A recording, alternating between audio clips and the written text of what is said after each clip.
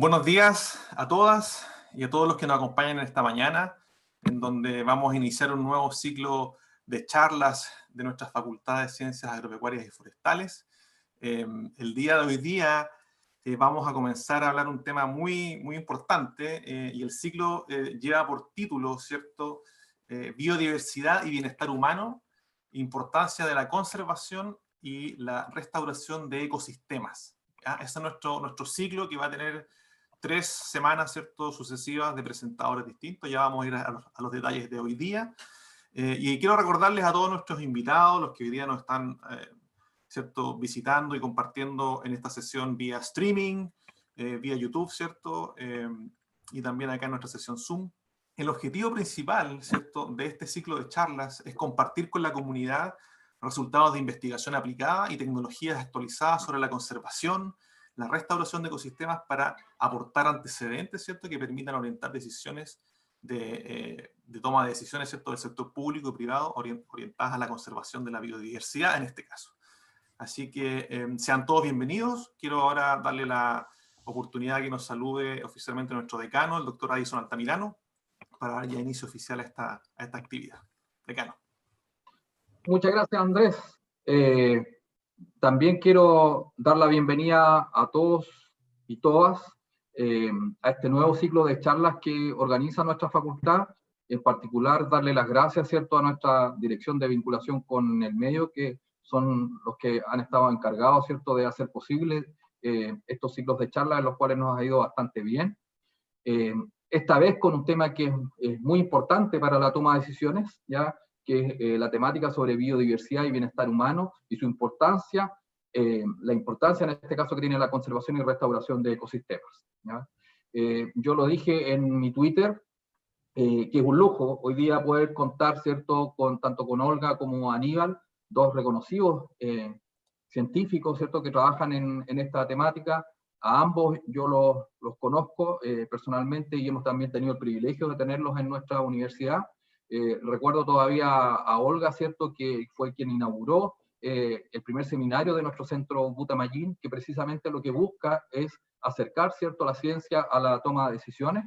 Así es que por segunda vez ya Olga presente en nuestra facultad, estamos muy agradecidos de tenerte. Aníbal también es un gran amigo tanto de nuestra universidad y en particular, yo diría, de nuestra facultad. Aníbal tiene trabajo hoy día conjunto, ¿cierto?, con varios colegas de nuestra facultad, entre ellos el mismo Andrés, ¿cierto?, que está aquí, Rodrigo Vargas, incluso yo mismo, ya con él hemos trabajado, ¿cierto?, en un par de iniciativas, así que también bienvenido y muchas gracias, Aníbal, por estar presente aquí, ¿ya? Como decía Andrés también, bueno, todos nuestros ciclos que hemos tenido antes, ¿ya?, el propósito es poder acercar nuestra actividad con nuestra comunidad, en primer lugar, pero además de eso, relevar temas de alto interés, pero también de futuro, ¿ya? Entonces, por eso es muy importante, pues creemos que uno de los pasos relevantes o claves, ¿cierto?, para que la ciencia llegue a los tomadores de decisión y por ende las decisiones además sean basadas en ciencia, partir también con este tipo de encuentros, ¿ya? En particular, en este ciclo de charlas, ¿cierto?, el tema es parte fundamental de lo que se viene a futuro, ¿ya?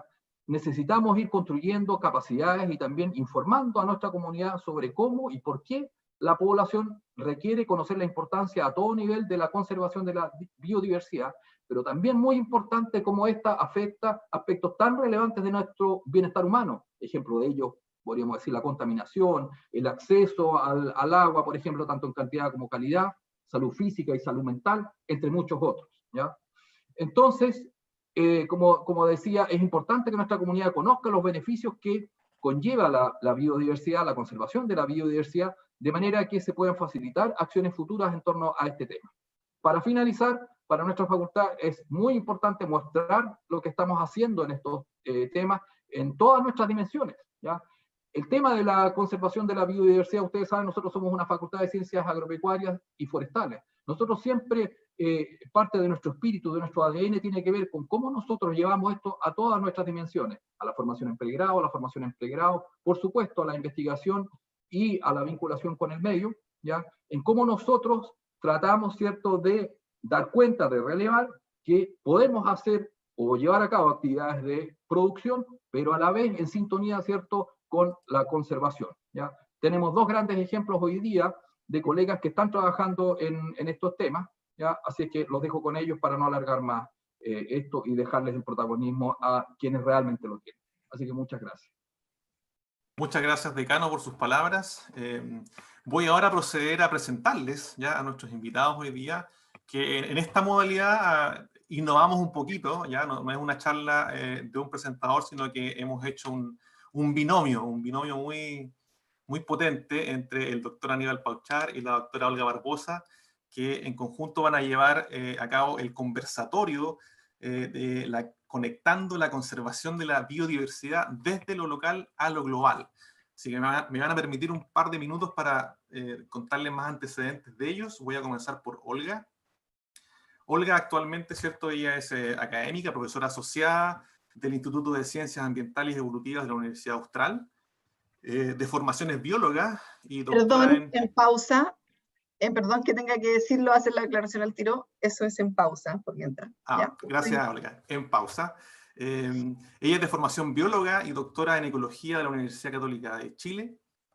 Y actualmente, de octubre del año pasado, ella asumió el cargo, ¿cierto?, de Ceremi del Ministerio de Ciencia, Tecnología, Conocimiento e Innovación para la macrozona sur de Chile. Sus líneas de investigación están en la interfaz entre la ecología ecosistémica y la conservación biológica, con énfasis, ¿cierto?, en los ecosistemas perturbados y dominados por ciudades, por disturbios antropogénicos como ciudades y agroecosistemas. Ha liderado ya por varios años el programa, ¿cierto?, de vino, cambio climático y biodiversidad en la zona centro-sur de Chile, y trabaja en estrategias de conservación que involucran a la comunidad, a la industria y al sector público, ¿ya? Y brevemente también quiero comentarles algo acerca de Aníbal. Ustedes lo conocen, él es profesor titular de la Universidad de Concepción, de la Facultad de Ciencias Forestales. Trabaja en el impacto de invasiones de plantas exóticas en ecosistemas chilenos, con énfasis en especies arbóreas, arbustivas. Trabaja en la dinámica de invasiones biológicas, bioseguridad asociada a especies exóticas, y es colaborador actual, ¿cierto?, del IPBES, que es este panel intergubernamental sobre la biodiversidad y los servicios ecosistémicos. Y además trabaja como editor asociado en varias revistas internacionales de renombre. Ambos tienen un background bien importante en lo que es investigación, con varias publicaciones científicas, capítulos de libros y también mucha divulgación científica en sus respectivos ámbitos. Voy entonces a invitarlos ya a presentar, y quiero partir con Aníbal primero, lo va a partir, y posteriormente Olga va a seguir con el tema. Bienvenidos a los dos y muchas gracias por estar con nosotros hoy día. Gracias, Andrés, por la invitación. Gracias también a Addison. Cierto, una larga historia. Yo también soy temucano de los tiempos, nacido en Santiago, pero temucano de los tiempos de juventud que marcan mucho, así que con mucho agrado, ¿no es cierto?, siempre estar en contacto con la Universidad de la Frontera, y mi madre también fue académica de la Universidad de la Frontera, así que me da mucho orgullo estar aquí también con ustedes. Hoy día, además, compartir con Olga, ¿no es cierto?, este panel. Espero que sea muy entretenido, porque creo que necesitamos hablar sobre biodiversidad y quizás hacerlo desde una perspectiva más del diálogo a veces, porque podríamos estar ahora hablando desde nuestra perspectiva, pero finalmente es importante escuchar los comentarios, las preguntas de la gente y también discutir. Así que trato de hacer mi presentación en 10 minutos. Lo que quiero hablarles es sobre la plataforma intergubernamental sobre diversidad biológica y servicios de los ecosistemas, que es de siglas en inglés IPBES, ¿ya? Que me ha tocado estar relacionado primero como autor como uno de los autores del informe Las Américas, y luego ahora como copresidente del informe global de especies invasoras, ¿ya? Lo que quiero contarles es qué es IPBES, como un ejemplo, ¿no? No es que todo sea IPBES en el mundo, sino que es uno de los ejemplos que uno tiene para poder pensar, ¿no es cierto?, en instituciones internacionales que nos permiten coordinación entre los distintos países. Y luego voy a contar un poquito qué estamos haciendo en el informe de especies invasoras como ejemplo, y dejar para las preguntas cómo esto se conecta a Chile, ¿ya? Cómo esta acción de estos organismos se conectan a Chile. Bueno, fundamentalmente les quiero comentar, ¿no es cierto?, ¿qué es IPBES? IPBES en realidad es esta plataforma que tiene la misión de llevar la ciencia a los tomadores de decisión.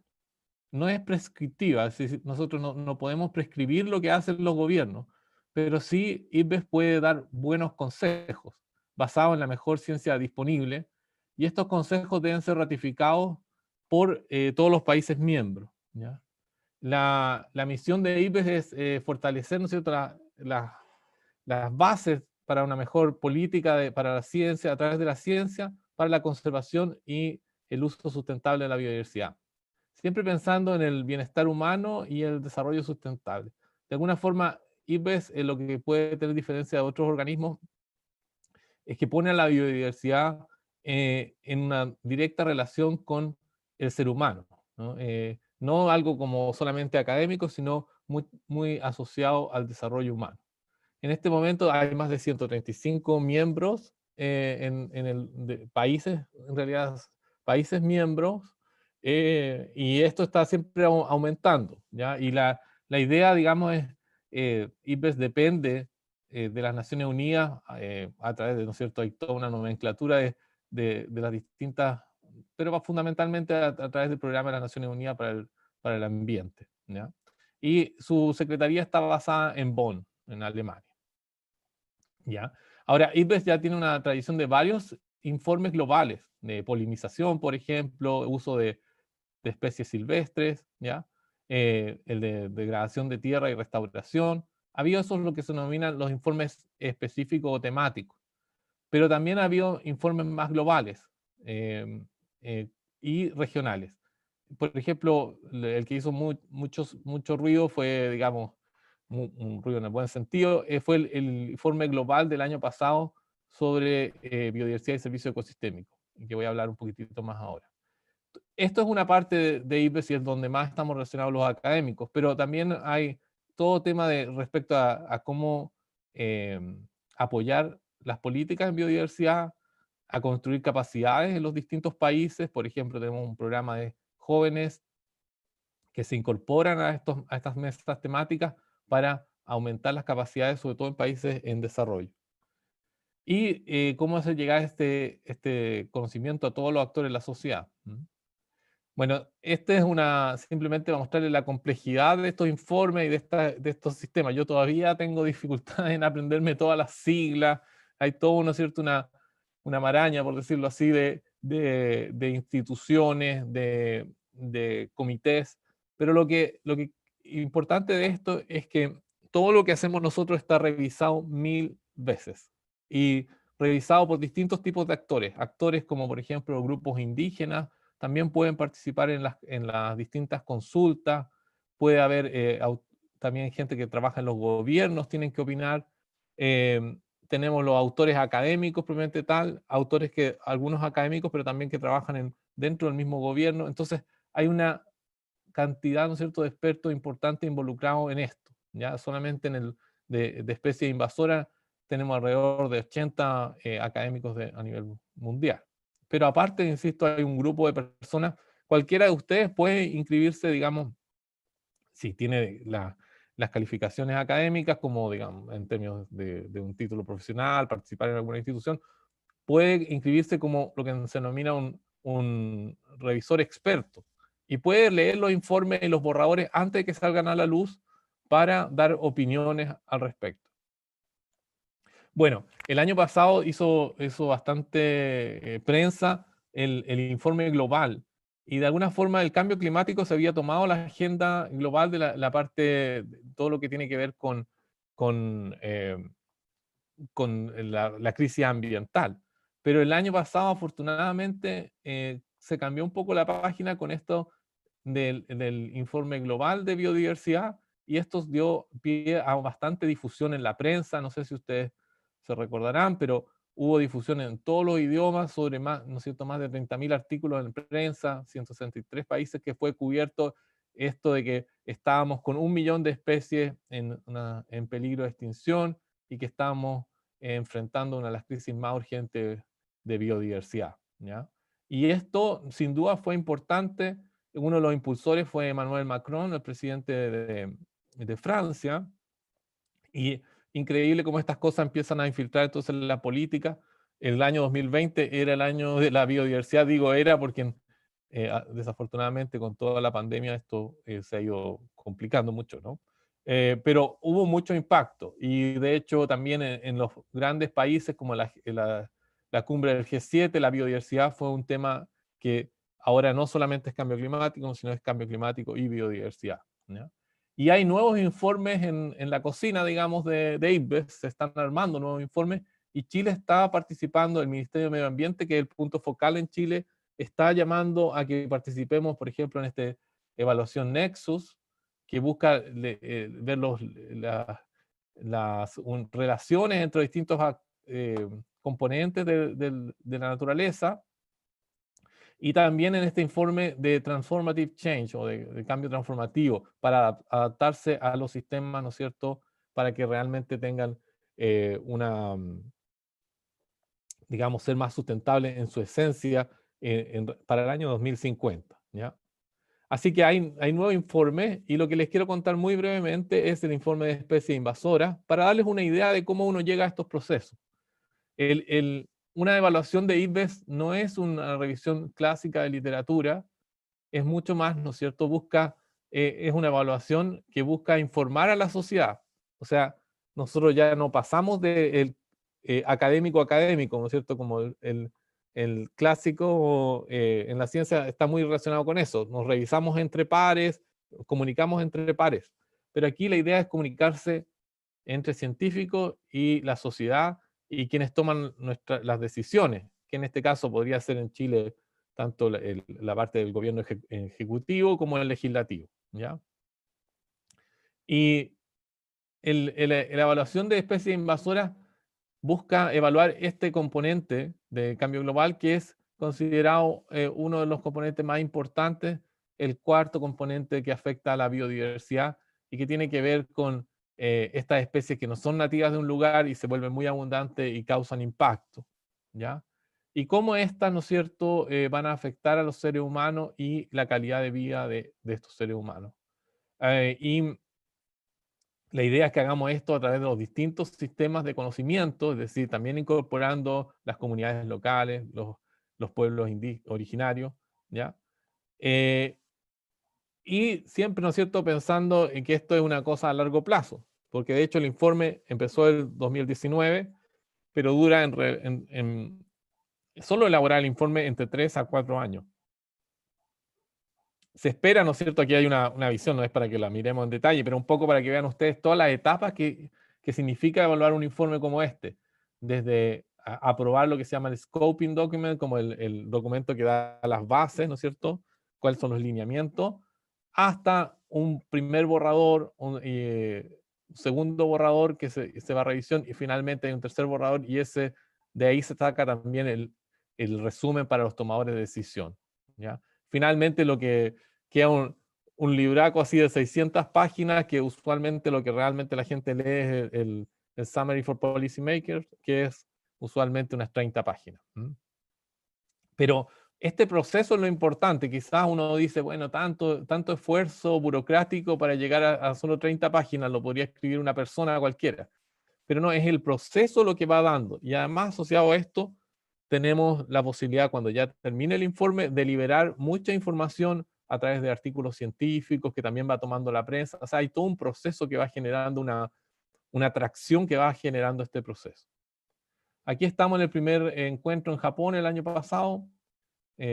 Como les digo, somos alrededor de 80 expertos que estamos trabajando.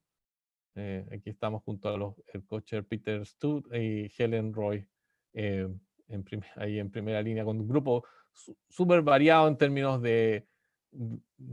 Tiene que ser muy balanceado en términos de género, en términos de regiones, de idiomas. La idea es que ojalá hay todas unas normas para evitar la sobredominancia, digamos, de los países desarrollados. Y eso está sumamente claro en las bases de cómo se van eligiendo los expertos. El informe, no los voy a entrar en detalle, pero tiene una pequeña introducción. Aquí estamos los 3 líderes del informe. Se buscan los estatus y las tendencias, cómo están estas especies invasoras, qué progreso hemos hecho, cómo han aumentado, cómo se relacionan, por ejemplo, con las metas de desarrollo sustentable. Después tenemos un capítulo de amenazas o de los drivers, cuáles son los forzantes que llevan a estos impactos. Por ejemplo, el comercio, uno de los forzantes más característicos, pero también el cambio climático va a ser parte importante de este capítulo. Después tenemos el tema de los impactos, cómo las especies invasoras afectan la biota. Este es el tema que fundamentalmente estoy más involucrado yo en este momento, porque también se asocia bastante a mi agenda de investigación. Pero cuáles son los impactos ambientales, económicos y sociales de las especies invasoras y cómo podemos mejorar esta cuantificación de estos impactos.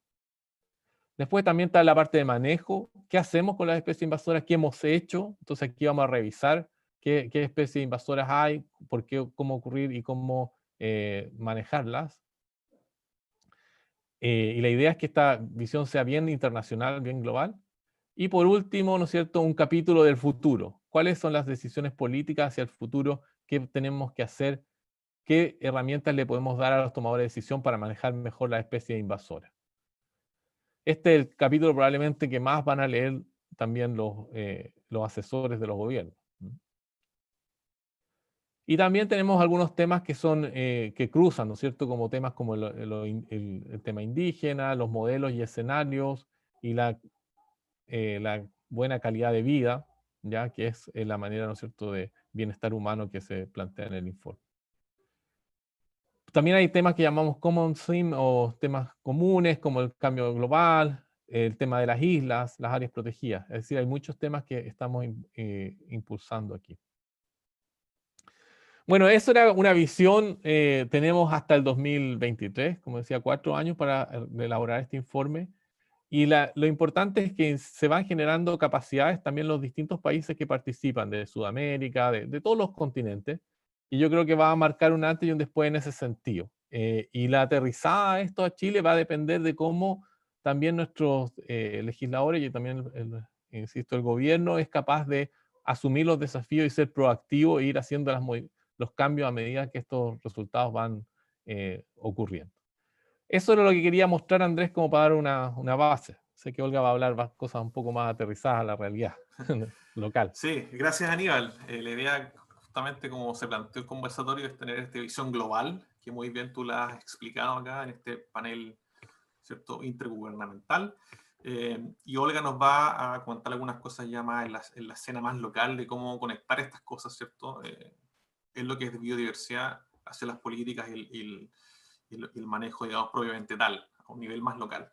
Así que la idea es que veamos las dos charlas, ¿cierto? Y luego pasemos al conversatorio, la discusión, y esperemos que el público también hoy día nos pregunte harto, así que se fomente la conversación y discusión.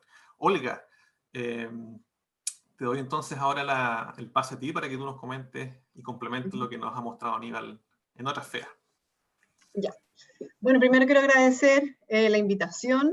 Gracias por la cantidad de gente que nos está mirando hoy día. Parece que hacemos una buena dupla con Aníbal. Pero también yo creo que el tema que ustedes han puesto es realmente algo que, como dijo Aníbal en un principio, tenemos que conversar. No solo que nosotros estemos... Mi idea con esta charla, de hecho, también es un poco como que abrir la puerta a la discusión. Y entonces, mientras les digo eso, voy a intentar compartir mi pantalla y hacerlo bien, haciendo el honor al ministerio en el que trabajo por la tecnología, digo. Ahí está. ¿Sí? Ya. Ahí se ve muy bien. Estamos en presentación, ¿cierto? Sí. Ya. Bueno, así que en ese contexto quiero bueno, agradecerles de vuelta esta invitación y voy a dejar algunas diapositivas que son como un poco teóricas, pero me gustaría que discutiésemos un poco sobre qué es lo que ocurre cuando Durante mucho tiempo hemos producido conocimiento y luego entonces nos toca estar en posiciones, así como Aníbal está ahora de jefazo en una de las secciones del IPBES. Yo también participé en el IPBES antes, en otra evaluación, y ahora entonces, como ecóloga, me toca estar en donde estoy. Yo soy la Ceremi de la macrozona sur, la gloriosa macrozona sur, que es Araucanía, Los Ríos, Los Lagos, ¿ya? Y entonces encuentro que la charla, le puse este nombre a propósito, sí, de este dicho que tenemos del dicho al hecho, hay mucho trecho, o bien aplicado a nosotros sería como del conocimiento a la toma de decisiones, hay un largo camino por recorrer. Hablamos mucho de que hablamos del policy making, ¿cierto? Y usamos una serie de términos que en realidad está súper bien que los usemos, pero también llegó el momento en ver cómo los podemos aplicar. Un segundito. Perdón. Me los dejo aquí para que reflexionen en torno a esta diapositiva. Hoy día que estamos en el momento de cambios, que todos sabemos a qué me refiero, no solo cambios ambientales, sino socioambientales, profundos, más que nunca nos preguntamos qué es lo que pasa con la toma de decisiones, si es informada o no en la evidencia. También podemos discutir más adelante cuál es la diferencia entre políticas basadas en evidencia e informadas en evidencia, que no es lo mismo. Y muchas veces nos encontramos en la vereda donde vemos este tipo de declaraciones en los diarios, en los medios, y me voy a concentrar en la última, donde sale Mesa diciendo esta verdad, ¿no? Que llevamos 30 años negociando en temas de cambio climático y en el fondo no ha pasado mucho. Lo mismo podríamos decir en unos años más, cuando ya el IPBES esté mucho más establecido, nos demos cuenta o no si es que ha pasado mucho respecto de la toma de decisiones y de cómo vemos nuestro mundo en producto de supuestamente este conocimiento que se está traspasando. Hay muchas razones para que no veamos los resultados de inmediato. Una de esas tiene que ver con que usualmente desde la academia suponemos, ¿cierto?, que hay un déficit de información, ¿ya? Y eso se conoce como el modelo de déficit. Y entonces se centra en que nosotros desde la academia, entonces tenemos un foco en la alfabetización científica, también tenemos otro foco que hace como promoción de la ciencia y la tecnología, educación, sensibilización al público, ¿cierto?, trabajo pasivo de la información, y es criticado por su enfoque que es absolutamente top-down, ¿cierto? Yo estoy en la academia, voy a hacer como que yo todavía estoy en la academia, ¿cierto? Estoy en la academia y enseño, ¿cierto? Como que entrego casi, muchas veces nos hemos comportado como casi si estuviésemos haciendo un favor. Pues no, el modelo de diálogo es algo que se espera que en el fondo se establezca. Este tiene un enfoque top-down y bottom-up, es decir, hay una producción no solo de la información, sino que también de cómo se lleva a cabo, y entonces el intercambio tiene que ser recíproco, ¿ya? Y aquí también entonces se establecen mecanismos de participación que tienen que comprometer tanto a la ciudadanía como al mundo científico. Existen algunos esfuerzos actuales, por ejemplo el Translational Science, que viene de Translation Medicine, que básicamente es translacional, ¿cierto? Y que liga la información médica con los profesionales de salud. Y eso ocurre hace bastante tiempo. Ahora se está hablando hace un par de años de Translational Ecology, que busca, ¿cierto?, conectar un usuario final de las ciencias ambientales con el desarrollo de la ecología. En el fondo pone a los tomadores o las tomadoras de decisión y los científicos y científicas en el mismo lugar, y tiene estrategias de largo plazo, ¿cierto? Que entonces busca un compromiso en la resolución de problemas del mundo real entre todos. Aquí uno puede ver en esta figura, esto es un artículo, es un especial que se publicó entonces el 2017 en el Frontiers, y donde podemos ver que los ámbitos de acción aquí están restados. Fíjense en el centro, les quiero llamar la atención en este marco teórico de Translational Ecology. Por ejemplo, si se fijan, el fondo de generación de conocimiento está en un lado y la práctica está en otro, ¿cierto? A través de este concepto de ecología translacional. Pero quiero hacerles ver también que si se fijan, aquí dice ecología, o sea, ciencia básica, teoría y ciencia aplicada. Nosotros usualmente podríamos haber pensado que a este lado entonces va a estar la ciencia básica y a este lado la aplicación de la ciencia. Ya a mí no me gusta llamarlas ciencia aplicada y ciencia como si fueran cosas diferentes, ¿no? Pero en realidad lo que encontramos aquí en este lado son acciones. También por otro lado, hay otra cosa importante, entonces aquí están, ¿cierto?, los datos y en el fondo los productos derivados de los datos. Aquí hay un proceso orientador hacia un resultado que tiene que ver con una serie de herramientas que son completamente diferentes, que están en el fondo en el lado de la práctica.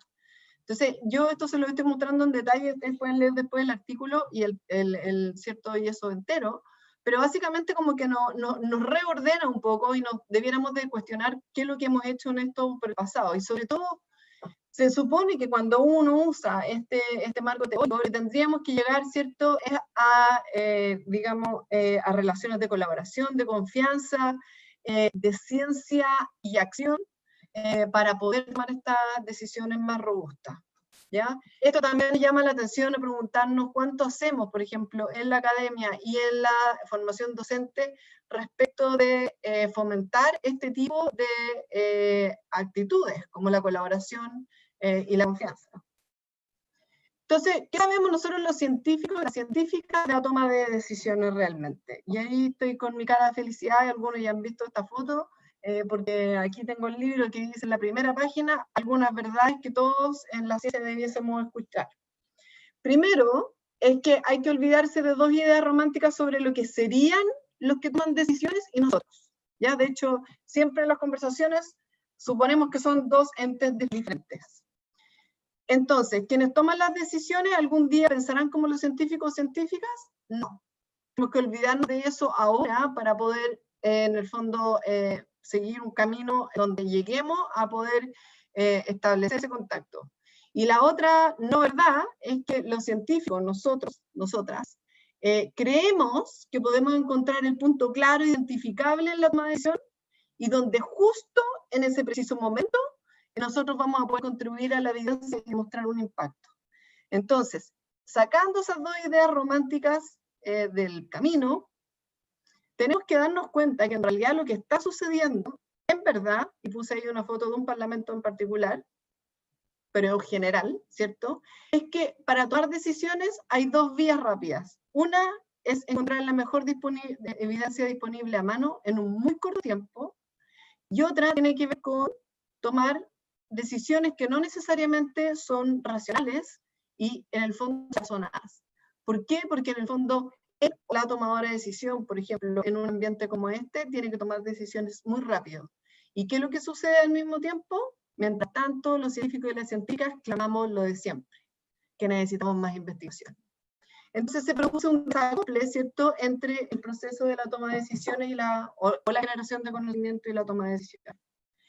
Estos modelos se han tratado de solucionar con un modelo que usa el Parlamento Europeo que se llama Silos and Pipes Strategy, ¿ya? O sea, básicamente tenemos estos silos, ¿cierto?, que es como uno, en ecología podría pensar que es como un modelo de islas, que pueden estar no conectadas, y los silos entonces representan lenguaje especializado, políticas de organización, barreras profesionales entre los individuos, disciplinas tradicionales en la academia, o insuficiente comunicación. Y los pipes, que son las tuberías, entonces que conectan esto, serían el fomento de la interdisciplina, la colaboración intra e interinstitucional, que es algo que me toca ver un montón y que en el fondo es algo que hay que trabajar harto, innovación en la comunicación también y creación y mantención de estos pipes. Andrés, ¿me va contando el tiempo? Por fin. Ahí lo veo, ya terminé, son 9 minutos. Ok. Cambio de uso suelo, cambio global y cambio climático son temazos que estamos viendo ahora que son súper complejos y que tienen interrelaciones, ¿cierto? Porque tienen obviamente un impacto gigantesco en el bienestar humano. Entonces el punto es como, ok, primero cuando hablábamos de servicios ecosistémicos, ¿cierto?, teníamos la definición del Millennium Ecosystem Assessment, que es la que está ahí, que la mayor parte de todos nosotros conocemos, y luego viene este marco teórico que nos mostró Aníbal, que es mucho más inclusivo, ¿cierto? Pero por otro lado también puede ser tremendamente más complejo. Se supone que toda esta complejidad es para mejor poder aplicarla, ¿cierto?, en la toma de decisiones. Pero quiero llevarlo a un ejemplo. ya que es importante para nuestra macrozona. Dice, ¿no es cierto?, regiones del sur podrían incorporar producción frutícola por el producto del cambio climático. Y sabemos entonces que hay un cambio climático y una sinergia entre el cambio climático y el uso del suelo. Entonces, por un lado, ¿cierto?, Chile quiere ser una potencia agroalimentaria porque hay oportunidad de cambio climático y en el fondo ahí existe una retroalimentación. Pero por otro lado existe este desacople que les comentaba entre la toma de decisiones y la evidencia científica, con un montón de consecuencias. Y aquí me voy a saltar muchas diapositivas que tienen que ver con lo que hemos hecho en el programa del vino que hicimos en el pasado, ¿cierto? Pero básicamente ustedes pueden buscar más información aquí en la página web, ¿cierto? En donde nosotros, como que dijimos, por la boca muere el pez, ¿cierto? Entonces durante 10 años lo que hemos hecho fue interactuar con la industria vitivinícola para poder generar conservación en una área, ¿cierto?, que tiene un rápido cambio de uso de suelo, en un contexto de cambio climático y además en un área que es de alto valor ecológico, pero por otro lado, ¿cierto?, tiene que ver, estamos trabajando con un sector, o trabajamos con un sector privado, que es bastante emblemático para el país, ¿ya? Desde el punto de vista del trabajo que produce, de la imagen país, y en el fondo el ejemplo que podría llegar a ser para poder en el fondo replicarse en otras áreas de la agricultura. Entonces lo estoy comentando solamente para llegar a esta parte. Nosotros después de 10 años de experiencia decidimos y nos dimos cuenta, como le mostré en Translational Science, que necesitábamos herramientas, que después de 10 años los agricultores nos decían, ya entendemos lo que es un servicio ecosistémico, sabemos dónde está más o menos, qué es lo que tenemos que cuidar, pero lo que nos pasa es que no tenemos herramientas. Y entonces nos asociamos con el JNCC, que es el Joint Nature Conservation Committee, que es una organización gubernamental de Reino Unido, ¿ya? Y entonces lo que hicimos fue mapear proxies de servicios ecosistémicos y servicios ecosistémicos en el Valle del Chagua, donde estaban nuestros productores, algunos de nuestros productores de ese programa, y luego generamos una plataforma en donde cada uno de esos productores pudiese tomar su viña, ver su predio, ¿cierto?, ver un modelo de acción digital y poder aplicar un software, o sea, una aplicación en donde ellos vieran qué pasaba cuando hacían alguna práctica en el campo y cómo eso afectaba cualitativamente la performance de ciertos servicios ecosistémicos, que está mirando en esta pantalla que se ve bastante complejo. Ahora, ¿qué hay detrás de eso, de esa herramienta, ¿cierto?, que en el Translational Ecology estaba, ¿cierto?, en la mano derecha, que tiene que ver con la práctica? Es ciencia, ¿cierto? Detrás de eso, en este caso particular, hay una red ¿no es cierto?, una red de Bayesian Belief Networks, ¿ya?, que en el fondo está lleno de interrelaciones que buscan la relación entre un componente, un servicio y el manejo. Y está todo el red que ustedes ven aquí, que después, si alguien tiene más, o sea, les puedo hacer llegar la página web para que la vean en detalle. Pero fíjense aquí que dice biodiversidad, ¿sí? Se fijan que muchas cosas que tienen que ver con componentes y manejos que se pueden hacer en el campo tienen un efecto sobre la biodiversidad. Pero cuando hablamos de biodiversidad y vemos los servicios ecosistémicos asociados a la biodiversidad, vemos que prácticamente la mitad de los más relevantes para esta actividad, como el control biológico, el atractivo estético del campo o la diversidad de hongos, que son específicamente levaduras, todo apunta a la biodiversidad. Pero ¿qué es lo que hay ahí adentro de esa biodiversidad? Y lo que quiero destacar con esto es que incluso nosotros, siendo ecólogas y ecólogos trabajando en ese ámbito, hemos sido capaces de generar la información que está detrás de ese gigante concepto de biodiversidad, y tenemos una insuficiencia en la resolución de los efectos de la biodiversidad, las funciones ecosistémicas, y por tanto tenemos un gap gigante entre los patrones y los mecanismos. Y entonces, si no tenemos, es muy difícil tomar decisiones. Simplemente, en el fondo, removemos la biodiversidad y desaparece todo, pero en el fondo, quien tiene que tomar decisiones, en este caso en un campo, necesita saber cuánto, cómo, qué biodiversidad es la que puede o no puede remover para afectar el sistema. Entonces, incluso dentro de nuestro ámbito, nos volvemos a encontrar con los hilos disciplinarios. Dentro de la ecología funcional, la ecología evolutiva, la ecología ecosistémica, también hay silos. Y entonces también tenemos que trabajar en esto. Al programa de investigación que muchos de ustedes conocen le ha ido muy bien, pero tenemos que todavía seguir pensando qué es lo que pasa con esto, ¿cierto? El nuevo contrato de la ciencia con la sociedad. Entonces, bajo el contrato predominante, sabemos que tenemos que generar un conocimiento fiable y nos preocupamos mucho de eso en la academia. Pero bajo un nuevo contrato, y esto fue dicho en 1999 y seguimos intentando llegar a esto, en el fondo necesitamos algo en que se base la producción conjunta de conocimiento por parte de la sociedad y la ciencia para generar un conocimiento socialmente robusto. Y yo pienso personalmente que todavía no estamos tan cerca de lograr eso.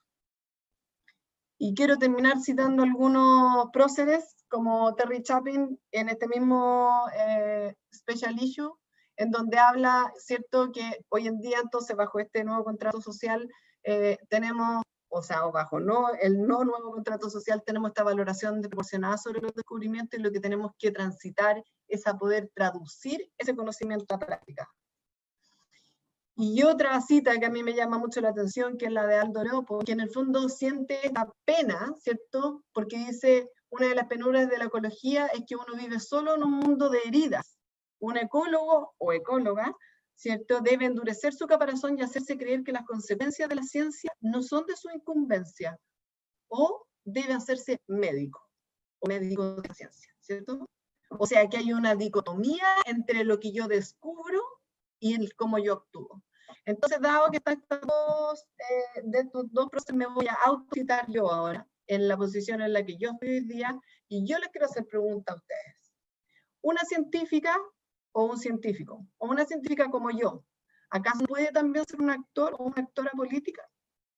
Quiero preguntar aquí en la audiencia, para que lo discutamos, ¿quién se apunta a poder hacer las dos cosas para que en el fondo podamos crear esos pipes que necesitamos? ¿Queremos ser un silo, un pipe?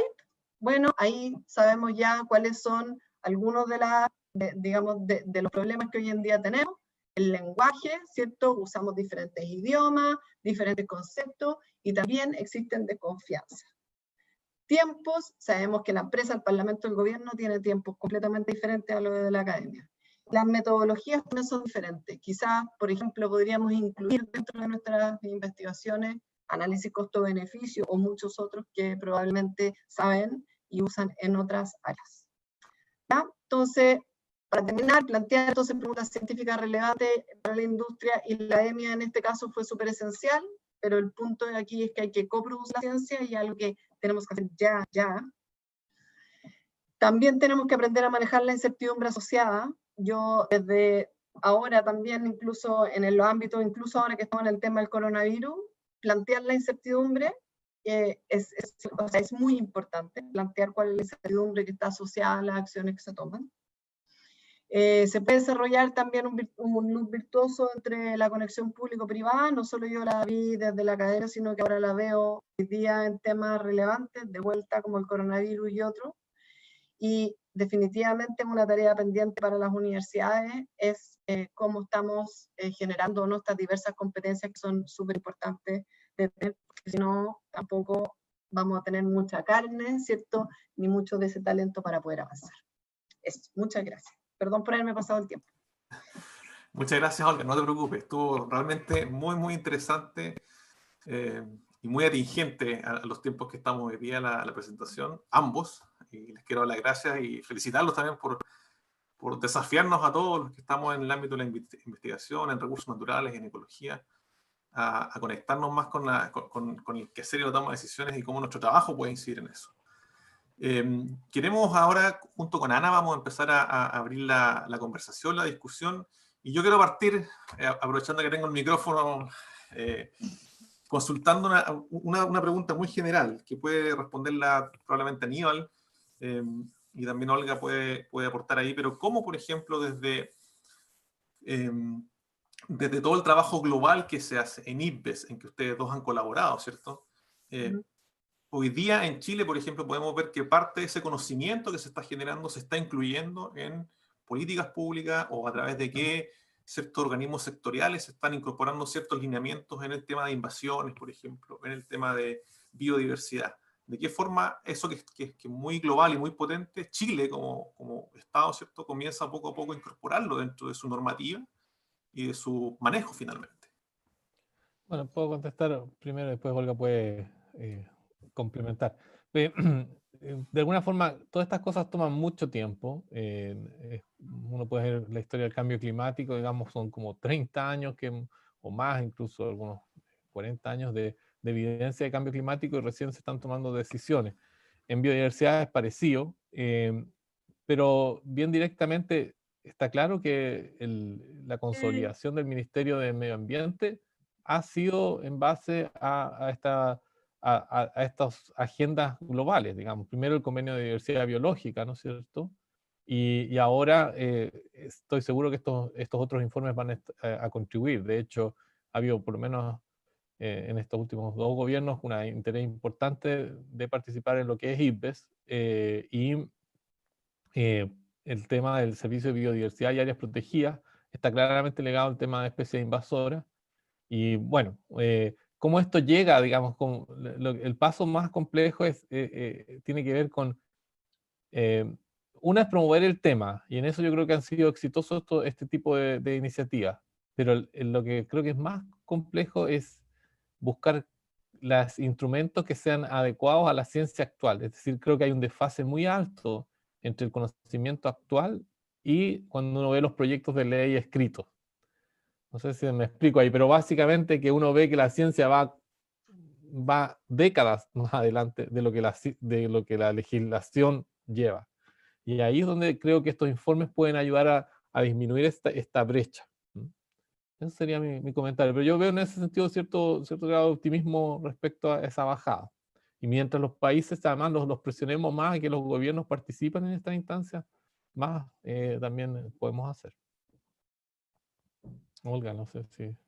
Sí, yo quisiera agregar un poquito ahí a lo que dice Aníbal, que estoy completamente de acuerdo, y que obviamente, justamente con lo que comenta Aníbal y con la experiencia que hemos tenido también en participar en el tema de IPBES, porque en el fondo nosotros reportamos al Ministerio de Medio Ambiente, ¿cierto? Y en el fondo el Ministerio de Medio Ambiente tiene que generar acciones. Lo que yo diría es que de alguna forma se ha ido armando, quizás no a la velocidad que hemos querido, y lo mismo digo respecto a lo que le toca al Ministerio de Ciencia, Tecnología, Conocimiento e Innovación, y que en el fondo se necesita más gente trabajando dentro de estas instituciones para poder en el fondo llevar los procesos, ¿cierto? Por ejemplo, lo del IPBES, necesitamos más personas dentro del ministerio que tenga ojalá dedicación exclusiva, por ejemplo, a poder ir generando, ¿cierto?, estas bajadas de las recomendaciones de IPBES.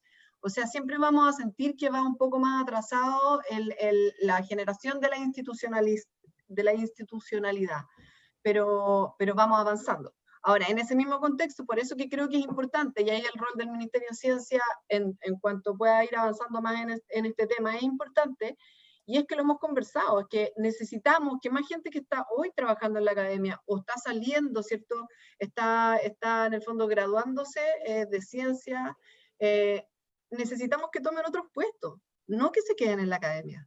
Y a eso es lo que iba un poco mi invitación. Sabemos que tenemos que generar esos espacios de trabajo, pero también en el fondo es responsabilidad de todos, no puede ser una cosa solamente top-down, es decir, esperar que la institucionalidad abra esos puestos, sino más bien también poner el tema sobre la mesa y decir, bueno, yo quiero ir a trabajar, por ejemplo, a un organismo público, o yo quiero trabajar en una empresa, y tenemos que entre todos y todas generar ese cambio. Necesitamos más científicos y científicas dentro de las instituciones, no solo en la academia. Opinar respecto de lo que dice Olga, un complemento, porque fíjate que yo iba a hacer una pregunta más o menos similar, pero yo creo que diste un poco la respuesta. Yo creo que también hay una falla de las universidades. ¿A qué me refiero con esto? Porque creo que hoy día es importante la incorporación de capital humano avanzado, como dice Olga, en los organismos que toman decisiones. Probablemente hoy día, como el Ministerio de Ciencia y Tecnología es un ministerio nuevo, yo me imagino que están en eso, ¿cierto?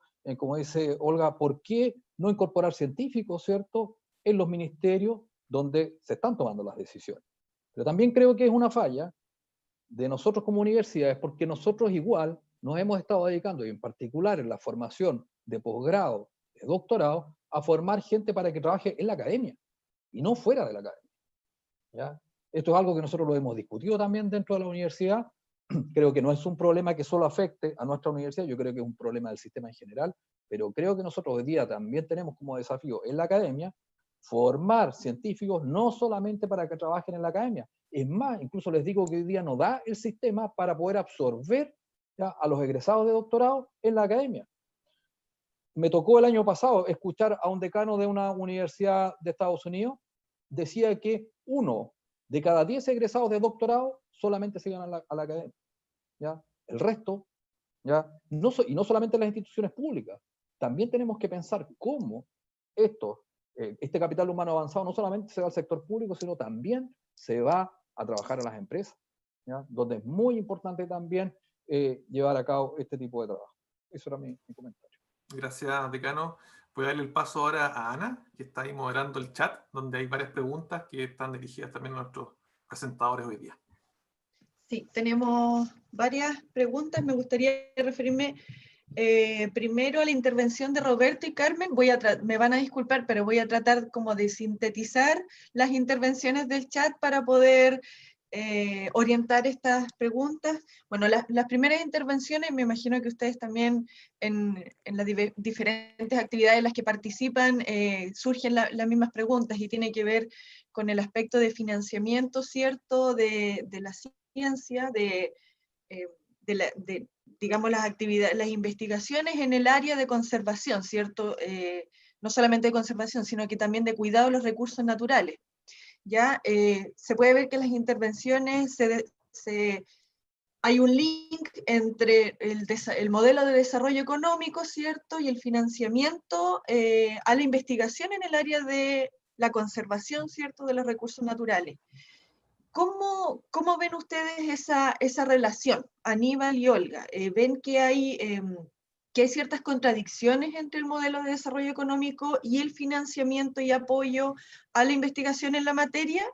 Quizá, Aníbal, podrías comentarnos un poquito más en cómo se ve desde el ámbito internacional, ¿cierto?, en estas diferentes instancias en que tú participas, y Olga ya desde un poquito más adentro, en el ministerio, ¿cierto? No sé si se me captan, si quieren referirse a eso. Sí, ¿Sí? correcto. No, sí, es complejo la conservación de la biodiversidad y la conservación de los recursos naturales en general a nivel global no es visto una prioridad. Tendemos a ser un poco lapidarios con nuestro propio, digamos, autoflagelante con nuestra propia situación país, Chile, pero si uno ve a nivel global, las cosas tampoco son muy buenas, ¿no? De hecho, para que más o menos se den cuenta de todo esto de IDBES, por ejemplo, funciona básicamente con unas poca gente contratada y todo el resto está financiado con, por ejemplo, yo mismo no tengo un honorario, sino que es la Universidad de Concepción que dona parte de mi tiempo para que yo trabaje como director global de IDBES en esto. O sea, imagínense el nivel, digamos, de pobreza, digámoslo así directamente, en esta iniciativa. O sea, uno ve que no hay recursos. Los países les cuesta mucho llegar a los recursos mínimos para pagar la cuota societaria de ser miembro de IDBES. Así que hay un problema, yo creo que lo vi un poco las preguntas sí, respecto al modelo de desarrollo global. Sí, estoy absolutamente de acuerdo. O sea, este modelo basado en el consumo, en un capitalismo desenfrenado, obviamente se contradice con la idea de la conservación. Así que sin duda me parece que tenemos que hacer más para manejar eso. ¿Y cuándo es cuando los países empiezan a meterse la mano al bolsillo en general? Y es cuando se hace el link directo con el bienestar y la salud humana. Y eso es un ejemplo importante de lo que está pasando con la crisis de la pandemia. Ahora que se les dijo, mire, en realidad capaz que esto esto de los nuevos virus emergentes tiene que ver con la destrucción de la biodiversidad, dice, no me había fijado en eso, dicen los gobiernos, y, a pesar que se le han dicho por decenas de años. Y ahora, ¿no es cierto? Entonces podría haber una oportunidad de que hubiera mayor inversión, porque esto finalmente va a significar reducción de costos el sistema de salud y también un mejor bienestar de su propio, ¿no es cierto?, votantes, porque finalmente todos son sistemas políticos. Así que por ahí yo creo que es un sistema muy, muy complejo, pero claramente tenemos que darle vuelta al sistema porque así la prioridad, digamos, de investigación y en acción es peor aún. O sea, investigación, yo puedo decir que podemos hacer investigación en biodiversidad, pero cuando uno ve la acción, cuánto se gasta en realmente conservación de la biodiversidad en Chile es bastante limitado y a nivel global también. Olga, tú complementas. Está difícil la pregunta, porque más que responderla, y quiero complementarla como desde lo que nos pasó a nosotros, porque cuando trabajamos y creamos el programa Vino Cambio Climático y Biodiversidad, mando saludos, parece que está Juan Ernesto por ahí, que no lo veo hace mucho tiempo. Estoy como en la tele, así como mandando saludos. Y a la Karina Godoy está ahí, está contestando preguntas sobre el programa, ella está a cargo del programa por dentro. Lo que nosotros vimos, o sea, lo que a mí me motivó en ese momento a haber generado ese programa fue un poco como decir, ok, o sea, yo no puedo contra el modelo económico, yo no puedo resolver el modelo económico, y además soy parte de ese modelo económico, ¿ya? Entonces, ¿cómo lo hacemos? Y esto fue a raíz de montones de discusiones que teníamos, de interacciones que estábamos teniendo con algunas empresas forestales, conversaciones con Aníbal muchas veces, con el Rafa que está por ahí, con Andrés. En el fondo, lo que nosotros dijimos fue como aparecer y decir, vamos a trabajar con la realidad, ¿ya? Y la realidad es esta.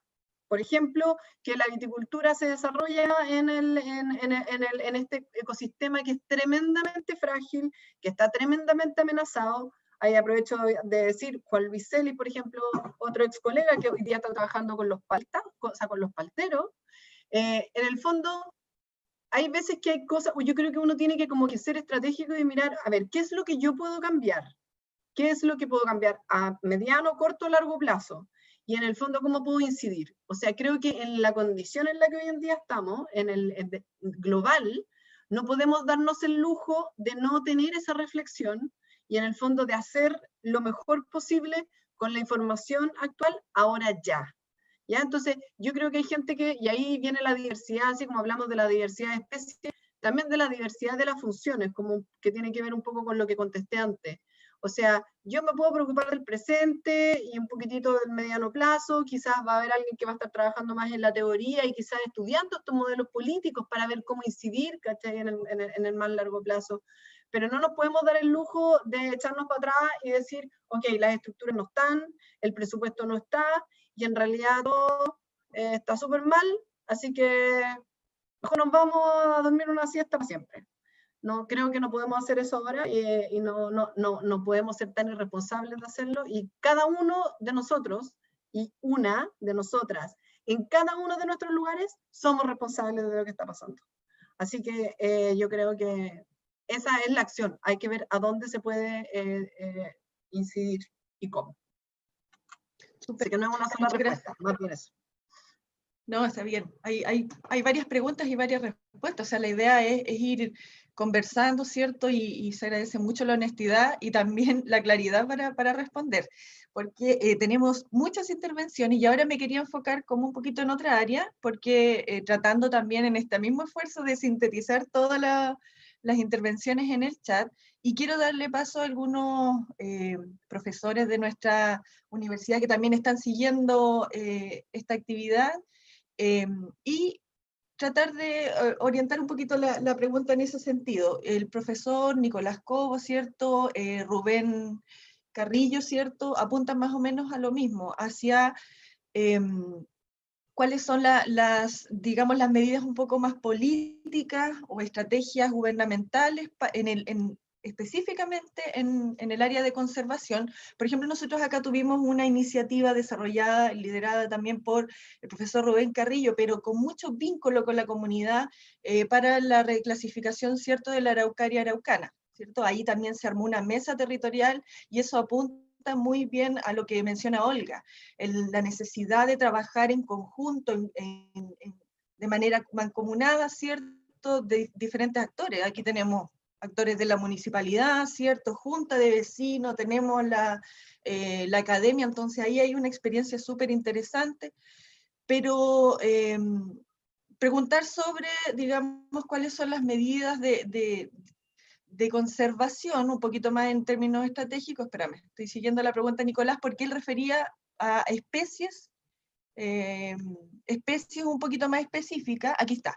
Las políticas de gobierno en relación al rescate y mantención de especies nativas de interés agrícola y patrimonial. Él decía, por ejemplo, como la frutilla, esta especie particular que él trabaja, la frutilla nativa. ¿Cómo se desarrollan esas políticas de conservación de especies nativas? ¿Estamos fomentándolas adecuadamente? Quizás ¿cuánto ven ustedes que falta por avanzar en esa línea? No sé, cualquiera de los dos. Pienso que Olga puede responder quizá mejor ahí. Yo creo que hay políticas que se están desarrollando, pero creo que todavía falta articulación de las políticas, ¿ya? Hay muchas políticas, planes, estrategias. De hecho, las políticas no son lo mismo que las estrategias. Es una cosa que a mí me ha costado entender, porque yo entendía primero una estrategia y luego había una política, pero en realidad una política y una estrategia. El punto es que, en el fondo, ahora tenemos 3 ministerios que empiezan a conversar. Y la primera conversación se llevó a cabo a raíz de la COP25, ¿cierto? Aparece el Ministerio de Ciencia, está el Ministerio de Medio Ambiente y el Ministerio de Agricultura. Los 3 tienen mucho que ver, ¿cierto?, con lo que estamos conversando. En el Ministerio de Ciencia, Tecnología, Conocimiento e Innovación, por favor, no voy a seguir diciendo ciencia, pero para no decir CTCI, pero es importante que no es solo de ciencias. Hay una unidad que está estudiando cómo podemos llevar la evidencia a la toma de decisiones, ¿ya? Eso es una unidad que existe dentro del gabinete del ministro, en el fondo. Hay una división de políticas y articulación, es decir, se están generando, nosotros estamos intentando generar cuáles son las metodologías y poder aplicarlas dentro del contexto y quizás, por ejemplo, poder lograr en el mediano o largo plazo que las políticas conversen, porque lo que nos encontramos muchas veces es que, justo súper bueno el ejemplo de la frutilla. Uno puede decir, ok, la frutilla entonces es comestible. Bueno, entonces, ¿qué es lo que uno pensaría? Oye, entonces quizás estoy pensando patrimonio, ¿cierto? Ministerio de Agricultura, FIA, se me ocurren una serie de mecanismos que podrían en el fondo potenciar, por ejemplo, la protección de esa especie nativa y su posterior comercialización, porque va a estar asociado, en el ámbito en el que yo lo mencioné, va a estar asociado también a la comercialización, ¿cierto? Pero, ¿cómo esa política conversa con la política, por ejemplo, de preservación o de conservación de ecosistemas? ¿Cierto? Entonces, lo que yo creo que, independiente de que falten ciertas políticas, creo que lo que tenemos que hacer ahora también es que a medida que se vayan generando o que ya se han generado, las políticas conversen. Y esta relación interinstitucional, intersectorial, como se dice, tiene tremendo potencial. Y yo creo que ahí hay que concentrarse bastante. Gracias, Olga. Yo voy a ayudar un poco aquí a Ana con las preguntas del chat. Hay 2 temas igual importantes que están preguntando nuestros asistentes hoy día y voy a separarlos en 2 también. El primero, quiero derechamente para Aníbal, que estaba también involucrado en el trabajo del Servicio de Biodiversidad y Áreas Protegidas, por ejemplo, que está en tramitación legislativa. Y la pregunta acá que nos plantea Angélica, que en el tema de biodiversidad hoy día está en manos del Ministerio de Agricultura, ya básicamente en la CONAF. Entonces, ¿cómo? Y esto ella plantea que debería estar en manos del Ministerio de Medio Ambiente. Entonces, ¿cómo, por ejemplo, la necesidad o un cambio legislativo con un nuevo servicio puede también fortalecer y ayudarnos a tener políticas más concretas en la conservación de la biodiversidad? Eso para Aníbal, por un lado, ¿ya? Y después tengo otra pregunta para Olga respecto a su trabajo con el programa del vino. Sí, brevemente, claro, o sea, se ha hablado bastante sobre el servicio de biodiversidad y áreas protegidas y también yo entiendo, digamos, que también ha habido toda una polémica respecto a su traslape o por decirlo así, competencia con CONAF. Y creo que hay que separar agua, digamos. Estamos en una etapa en que cuando se creó CONAF, ¿no es cierto?, en los años 60, 70, que surge la idea de CONAF, los paradigmas iban hacia otro lado, ¿no es cierto? Control de erosión, restaurar, o sea, recuperar sueltos suelos, etc. recuperar masa boscosa. Y ahora la complejidad de los temas de biodiversidad son mucho mayores y el desafío va por una crisis ambiental global. Entonces un servicio de biodiversidad y áreas protegidas es fundamental. Ahora tampoco creo yo que sea una solución así mágica que va a mejorar todos los temas, sino va acompañado porque también tenga una buena relación con los otros ministerios. Lo que pasa es que los temas de biodiversidad son súper transversales y afectan a muchos ministerios. Y probablemente también vi algunas preguntas aquí en el chat. Lo que más cuesta para hacer la toma de decisiones tiene que ver con los intereses de ciertos grupos de la sociedad. Entonces hay ciertos ministerios que tienen ciertos intereses y eso hay que dialogarlo, hay que buscar cómo hacerlo y poner las cosas sobre la mesa y ver qué es lo mejor para todos. Y eso cuesta mucho, ¿no? O sea, son innumerables los ejemplos de conflictos de interés entre ministerios. Y eso hace que también el servicio de biodiversidad, aunque parezca una muy buena idea en el papel, y yo lo apoyo 100%, a algunos les parezca muy, muy complejo porque va a haber todos unos temas respecto a, por ejemplo, especies que se utilizan, el tema que trabajo yo, especies invasoras que son de interés agrícola o de interés acuícola. El ministerio tiene que tener algo que decir ahí, y eso es donde más ha habido trabas, yo creo, finalmente. Así que, en resumen, creo que es una de las piezas, ¿ah? Tener mejor institucionalidad, pero también creo que tenemos que cambiar, uno ve la rapidez cuando hay prioridad política sobre ciertos temas. No hay que pensar que las cosas son imposibles. O sea, por ejemplo, este mismo etiquetado de los alimentos que ha salido, se pensaba, no, es imposible, nadie va a querer comer menos sal y todo lo demás. Bueno, se hace la ley y finalmente se come menos sal y menos aceite, etcétera. Ya. Lo mismo aquí, entonces hay que ponerse las metas más altas, si no, no podemos seguir con esto de metas así como casi, a veces siempre cuando me preguntan esto es como que nos ponemos metas como si fuera algo accesorio, casi, oh, la biodiversidad, qué bonito, eso que toma fotitos los fines de semana, una cosa así. No, tenemos que realmente ponerlo en el centro de la agenda. Hay que ser ambicioso, como se ha dicho en el web, ambicioso en la agenda respecto a esto. Eso sería. Gracias, Aníbal. Quiero vincular dos preguntas acá que tienen que ver con el vínculo ciencia-empresa, ya con lo que mencionó Olga en el trabajo del programa del vino, cambio climático y biodiversidad. Y pregunta acá José Miguel Jaque y también Camila, ¿cuál es el mecanismo para convencer, por ejemplo, a la industria o a una empresa, ¿cierto? En este caso privada, para invertir en ciencia, tiempo y recursos cuando el resultado no es a corto plazo, ni tampoco para su propio beneficio? Y complementar eso, ¿cierto? ¿Qué habilidades hay que trabajar para poder desenvolverse, ¿cierto? En esas relaciones, ¿cierto? Ciencia-empresa en el contexto de cambio global o de pandemia incluso que estamos ahora. ¿Cómo ha sido la experiencia de ustedes trabajando con ellos? ¿Y cómo los han podido convencer también? Bueno, en un principio fue bastante precario, así como yo con una carpetita debajo del brazo tocando la puerta, así fue. Pero bueno, y con financiamiento del Estado, ¿cierto? Porque eso partió como un programa, fue parte del financiamiento que tenía el IEB, ¿cierto? Del programa basal. Entonces, ahí se genera el primer tema. En el fondo, mucha gente me decía, oye, pero ¿por qué están usando recursos públicos para trabajar con la empresa?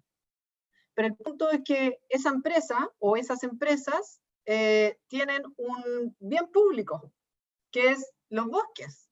Porque esos bosques, aunque sean en un terreno privado, están produciendo servicios ecosistémicos para todo el país, ¿ya?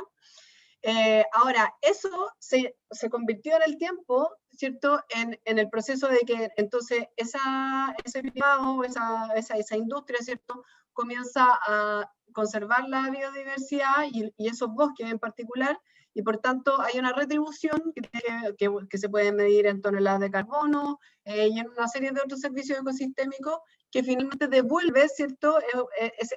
Ese bien público y tiene un alto retorno de valor público, porque en el fondo la plata de alguna forma, ¿cierto? La inversión vuelve al Estado, digamos, a todos nosotros. Ahora, sí también hay incentivos que tienen que ver con los incentivos de la inserción en la industria, ¿cierto? Cuando está haciendo doctorado o para el nivel de postdoc. Sin embargo, ese incentivo se usa muy poco, muy poco, y se está ahora de hecho reestructurando. Pero yo tengo el caso cercano de un estudiante de doctorado que hizo la tesis en esas viñas, y ahora está haciendo, digamos, la fase de postdoctorado, o sea, está inserto ahora en Viñedo de Emiliana, por ejemplo. Entonces, ¿por qué no usamos más esos beneficios? ¿Ya? Eso es una pregunta. Lo otro es, existen también otros incentivos que tienen que ver con, que están en Corfo, que es el incentivo de I+D del 35%, que es muy poco usado. Por ejemplo, en esta región no hay ni uno de esos proyectos. Lo tenemos más o menos mapeado en otras regiones. Entonces, hay desconocimiento de los incentivos por ambos lados, y tenemos que en el fondo eso ponerlo, digamos, por sobre la mesa para que en el fondo empecemos a generar una cultura de trabajo conjunto. Y sí tiene que ver con lo del corto plazo y mediano plazo, porque en el fondo obviamente las empresas necesitan que en el fondo, la información en el corto plazo, ¿ya? Y eso, muchas gracias por la pregunta, eso yo creo que ahí es muy importante y está asociado a las herramientas y las habilidades, es que el secreto, no es el secreto, pero en el fondo una de las cosas que es súper importante es en el fondo estar constantemente entregando información, y por eso que yo siempre hago el hincapié en la coproducción del conocimiento científico. Yo descubro algo, lo comento, tengo feedback, y después entonces sigo el proceso. Nosotros no podemos seguir esperando, entendiendo sí que necesitamos escribir un paper, no podemos esperar hasta el final del paper para comunicar. Sobre todo cuando hay alguien que tiene otro ritmo, y eso es súper importante. Tenemos que comunicar constantemente, y no es divulgación científica, es coproducción del conocimiento, ¿ya? Entonces eso tiene que ver con las herramientas, y obviamente las habilidades que van asociadas a eso, muchas tienen que ver con habilidades comunicacionales, y también otras habilidades que tienen que ver con, en el fondo, entender cómo funciona el mundo político y también entender cómo funciona el mundo privado. Eso. Ahí puedo complementar un poquito, porque creo que también es un llamado de atención a los científicos. Tenemos que poner esfuerzo en sentarnos, en usar nuestro tiempo en esto, dedicar nuestro tiempo a conversar.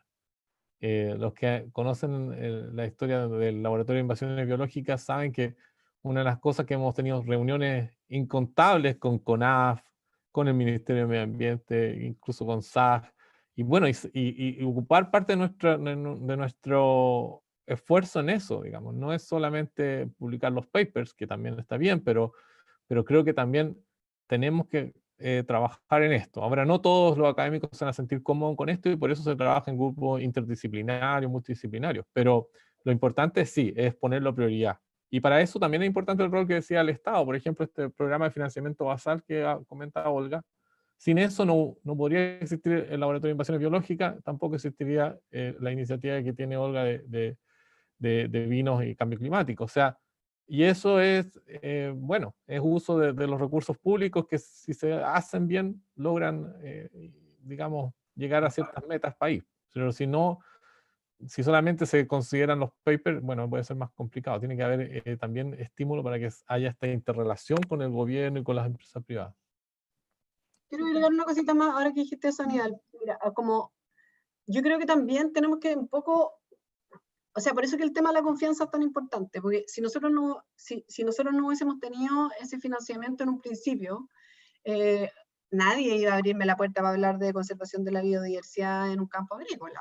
O sea, porque se asume que son cosas opuestas, de hecho, ¿cierto? O sea, como que es imposible. Entonces, eso es súper importante, pero nosotros somos un país en donde, bueno, que tanto, digamos, nos comparamos, o hay tantos indicadores de la OCDE. En el caso nuestro, el 70% de la investigación es financiada por el Estado y solo un 30% por el sector privado. Y, y el promedio de la OCDE es al revés. O sea, el 70% es financiado por el sector privado. Pero nosotros en la academia creemos que porque va a financiar el sector privado, nosotros, y aquí es un temazo que quizás puede ser para otro tema de ustedes que se discuta, en el fondo tenemos esa idea de que en el fondo como que uno se va a vender al sector privado, y por tanto no va a poder tener un juicio, ¿cierto? No va a poder tener objetividad en la conversación, ¿cierto? Y en la investigación. O sea, yo estoy segura que si eso se lo preguntan a alguien del Instituto Max Planck, no le va, o sea, eso fue hace mucho rato que quizás se lo cuestionaron. Entonces hay que ir rompiendo también estos prejuicios que tenemos sobre la interacción. Hoy en día con la pandemia, ustedes quizás no se imaginan la cantidad, voy a hablar de la macrozona sur, la cantidad de donaciones, la inversión que los privados están haciendo para poder apoyar digamos, los costos de exámenes, de instrumentalización, de levantar laboratorios y un montón de cosas que yo creo que también nos van a generar una oportunidad para que también el mundo privado vea que efectivamente lo que se hace en ciencia, una cosa súper teórica que podría ser algo que tuviese que ver con biología molecular, tiene un impacto en lo que necesitamos ahora. En el fondo, tener las capacidades, sí, que seamos capaces, y eso es un rol importante del Ministerio, y algo que yo nos sentimos orgullosos de haber podido lograr, que en el fondo, haber levantado esa cantidad de laboratorios universitarios para el diagnóstico, demuestra no solo una, digamos, buena gestión de parte del Ministerio, sino que en el fondo una gestión de las universidades, generosidad de parte de las universidades, de todos los investigadores e investigadoras que han parado su investigación científica y se ponen al servicio de la ciudadanía. Entonces, eso nos demuestra que sí podemos. Entonces, si que no cambiamos después de esta experiencia y vamos rompiendo o generando los pipes, ¿cierto?, de estos silos, entonces no puede ser, si no quiere decir que no vamos a avanzar nada. Yo creo que esa es una gran lección que tenemos que pensar más. Sí. Olga, Aníbal, nos va quedando poquito tiempo y bueno, ha habido mucha discusión, intervención en el grupo. Me parece que igual sería interesante que pudieran enviarnos un mensajito, porque nosotros como universidad hemos discutido ya, yo creo que quedó bastante claro que tenemos un rol muy importante, ¿cierto?, en la formación de científicos, pero también en fomentar el rol político de estos científicos. También hay un nivel de competencias, no es solamente la formación disciplinaria, que yo creo que estamos más o menos ahí, no estamos al debe, pero también hay otras competencias que fomentar, como universidad, como facultad, y ahí yo creo que nosotros tenemos que ver cómo las trabajamos, las seguimos incentivando.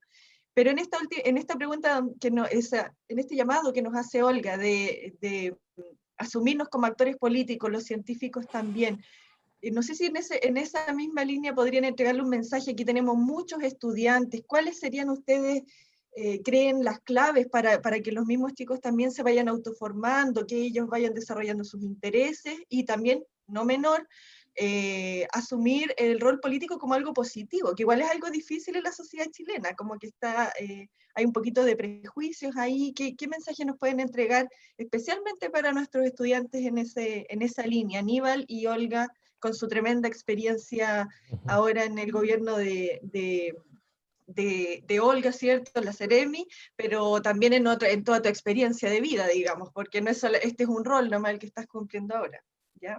No sé si ahí nos pueden bueno, entregar Olga ha sido más valiente que yo en ese sentido, pero yo puedo hablar, digamos, de lo que es ser un científico, no sé, digamos, consciente socialmente. Eso así lo podría uno ponerlo, ¿no? Lo que les comentaba, tenía clase ahora, antes de esto había tenido clase como el alumno de primer año de la carrera de Ingeniería en Conservación de Recursos Naturales de la U de Conce, ¿no?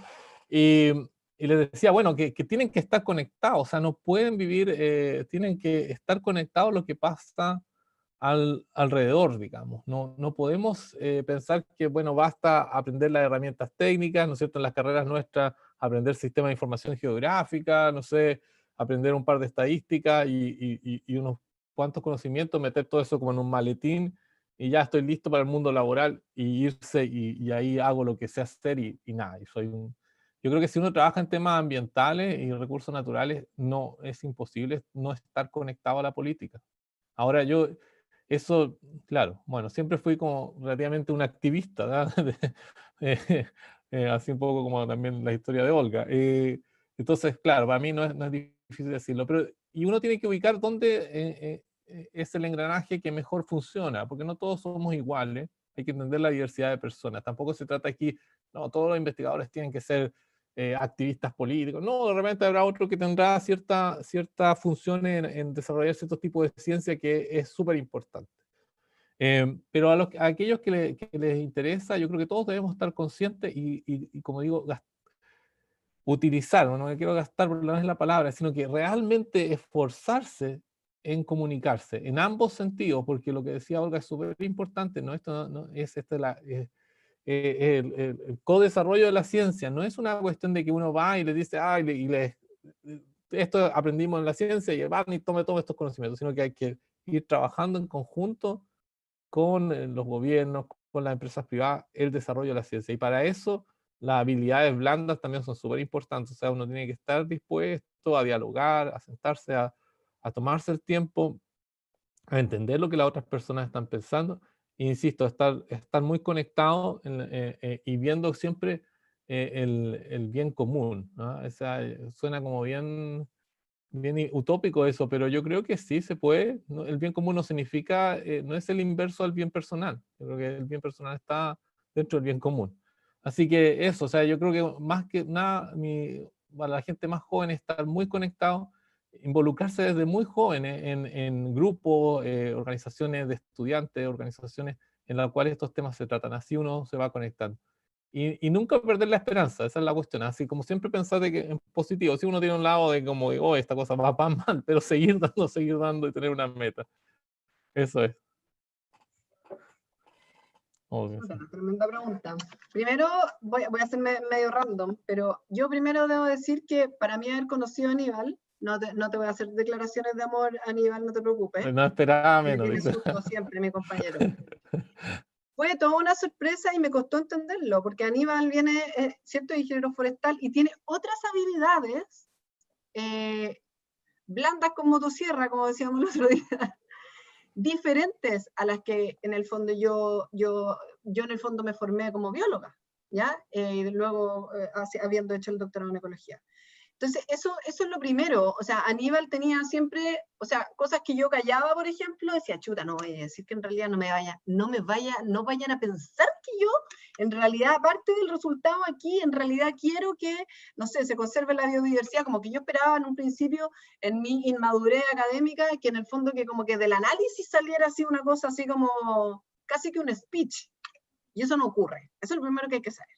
De un análisis no sale un speech, ni sale una solución para en el fondo, la mejor toma de decisiones, ¿cierto? Uno usa esos resultados, jamás los maquetea, eso es bien importante, porque no estamos en ningún caso sugiriendo esto, y los pone a disposición a la discusión y a la retroalimentación, ¿ya? Entonces, desde el punto de vista de las habilidades blandas, yo quiero lo primero decir es que en el fondo pueden ser más blandas, menos blandas, es más, no debieran de ser llamadas habilidades blandas, ser amable, ser empático no es algo blando.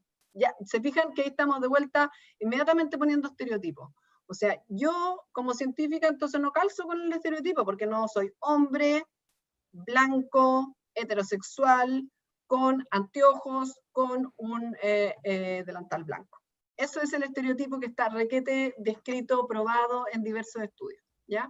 Entonces, el de las habilidades blandas o duras, en el fondo, también hay que sacarlo acá y hay que intentar comunicarse de la mejor manera posible, como estaba diciendo Aníbal, ¿ya? Y desde el punto de vista de lo político, obviamente, yo no sé si alguien nace sabiendo que quiere ser político, yo jamás pensé que iba a terminar o iba a comenzar, ¿cierto?, en un puesto como en el que yo estoy, pero sí sabía que me quería hacer responsable de lo que habíamos estado intentando hacer por un montón de tiempo, porque nos quejábamos que no funcionaba la toma de decisiones, y bueno, dije, entonces voy a aceptar este desafío.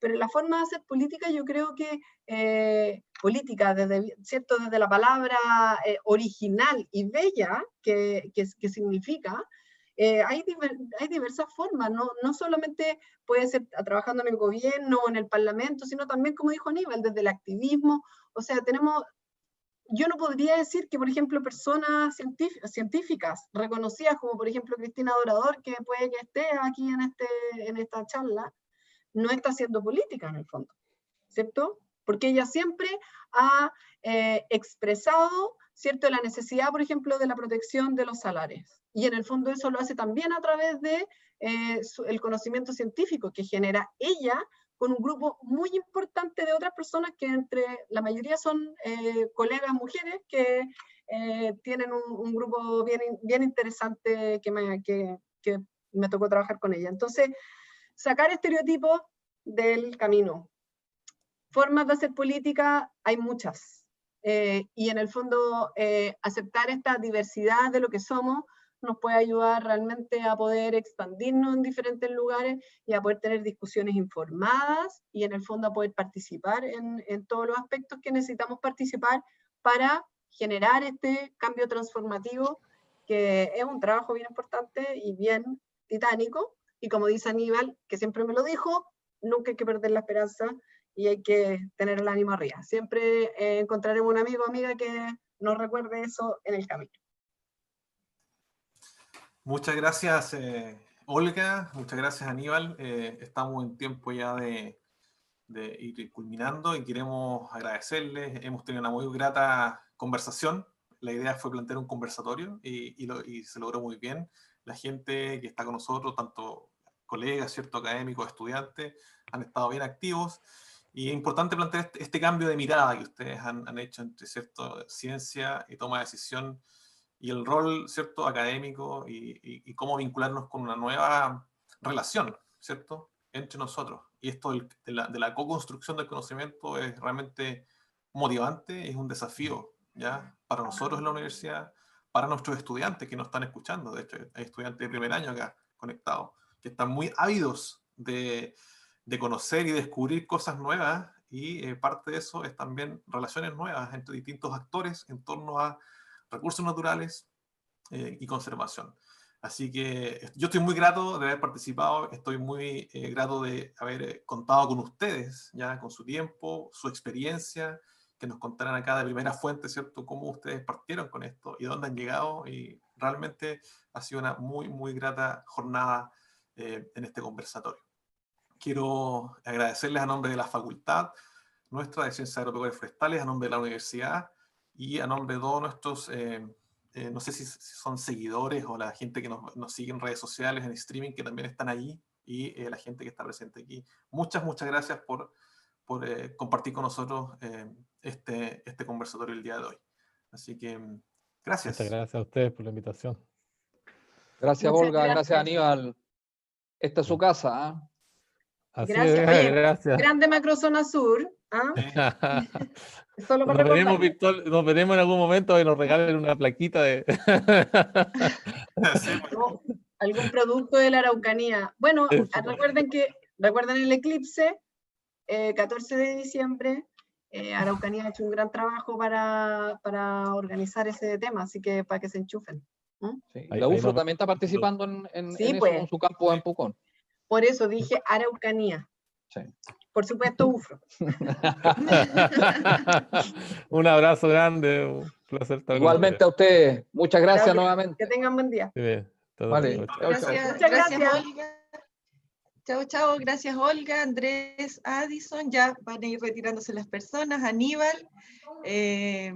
Muchas gracias a todos y nos vemos el próximo jueves. Así es que a todos los que se están retirando ahora, los dejamos muy, muy invitados. Gracias y nos vemos en una próxima oportunidad. Chao. Chao, chao. Chao.